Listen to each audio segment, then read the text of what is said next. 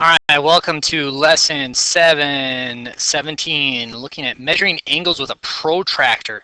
Today we're going to have lots of fun, really great tool, this protractor, and we want to make sure we understand how to use it properly to help us with understanding angles.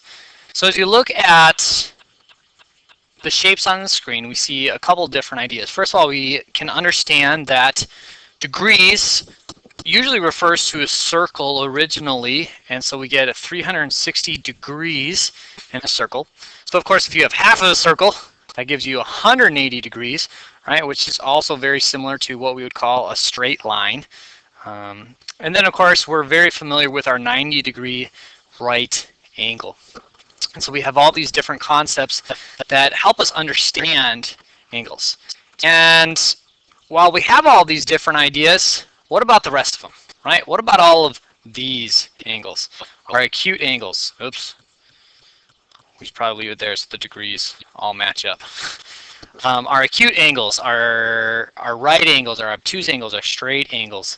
We have all these different types of angles that exist, and we want to understand how to correctly measure them because we can't necessarily visually see exactly what's going on. All right, so these definitions here help us understand the names that go with the different types of angles that exist.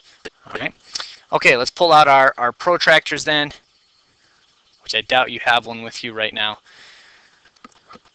Well, let's start using our protractor. Okay, a protractor works in a pretty simple way. First of all, we have the device itself, right? Usually there's a little hole kind of right at these crosshairs right there, and I'll just throw that in there real quick and then erase it. Okay, and that's going to match up with our vertex of our angles, and R happens to be our vertex. And then we see this line here on the protractor wants to match up with the base line of the angle. All right, and so we're going to use ray RD as our baseline as we look at this. Okay, and so my fancy dot disappeared. I can't get rid of my fancy dot. Right. And we can look at it. All right, so let's find the measure of, we'll start with angle, right? And we're going to go DRC.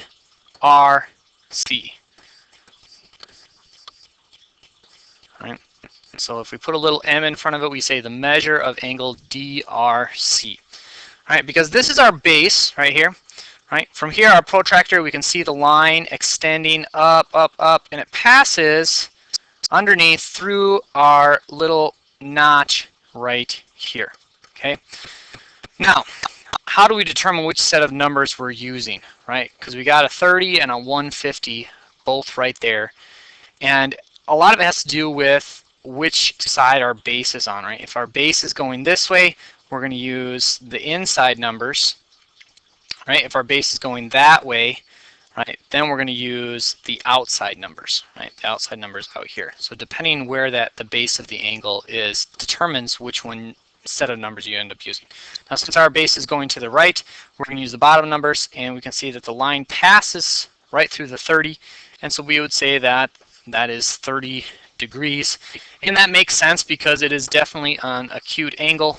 And so that matches our definition, and our numbers make sense. Okay. If we take another one, we can say, okay, DRB, right? DRB.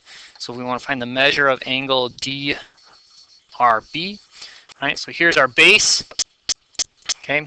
Here's the line we're going to match up to, right? So we start at 0, we make our way this way, and we come away with, doesn't look, it's not very clear, but it's going to be 100 degrees. Okay, so it lines up right here with this mark right there, and so we're able to do that. Okay, and finally, we have our last angle, which is we want to find the measure of DRA, and so we have that idea, and so DRA, I'm going to change colors. Just right, so there's our base. Here's our line. We can see it's going through, right? We're still going to continue on the inside, and we end up here, which you can't see anymore, but it's 160 degrees. Okay? And so we do that. Now, as we look at all these different angles, right, we line things up really the way we needed to, right? But that doesn't mean we couldn't find the measures of the other angles if we wanted to, right? If I wanted to find the measure of, let's say we were going to go, oops, I don't know what I did. Something moved. A lot of stuff moved.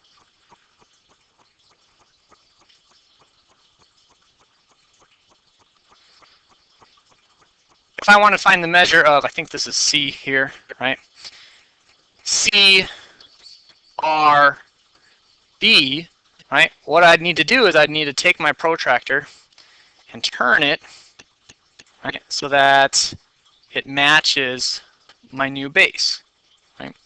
And so by doing that, right, now I'm lined up real nice, not quite, a little bit off there. Right, that's better.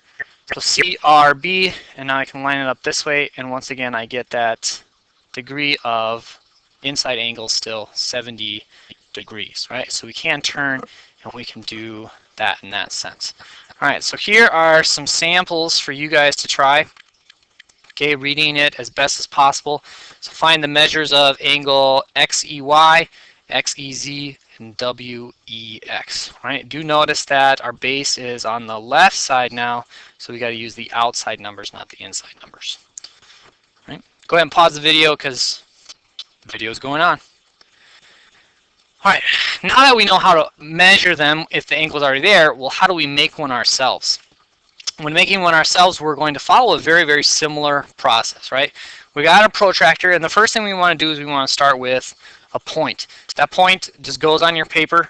Obviously, you can kind of figure out the space beyond that. From there, you got to create a ray. The ray can go either directions. It really doesn't matter, right? For this example, I'm going to go to the right, right, going like that. So I drew my ray, and you definitely want to use a straight edge, right, as you're doing this, because you want this to be neat, and you don't really want to measure this incorrectly. So I'm going to throw a black line in there nice and straight so we're measuring correctly. Now, if I want it to be 60 degrees, okay, whoops, I'm going to take my protractor, I'm going to put it right on that point that I created, right? You're going to see the base lines up perfectly with the line that I drew, right? So that's right at the 0 and 180, right? Now, since my base went to the right, I'm going to use my inside numbers, and I'm going to go up to my 60 dash. For my 60 dash, now I'm going to put a single point right there on that line, just like that. Right? From here, then, I can take my straight edge, and I can connect my vertex to my point, just like that. And of course, at that point, your protractor is going to be, whoops, out of the way, right? And you can definitely use the protractor to draw these straight lines the entire time, right? You got the built-in straight edge right here. All right? And so that's how you draw an angle. Okay, we could definitely do it going the other direction also, right?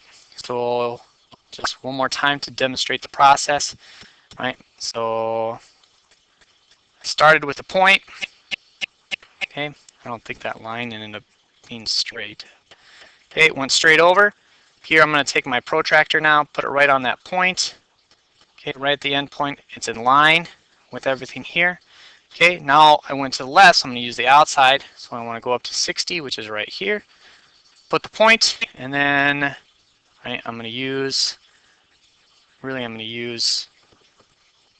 this to draw.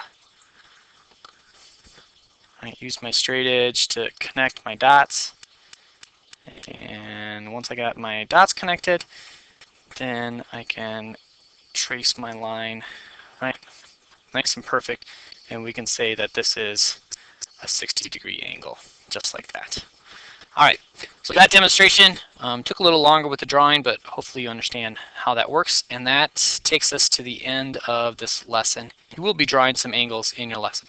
I'll go back to the sample problems, just in case you didn't pause the video and you kept watching. I'll leave those up there as we end this video. All right, that's it for lesson 17.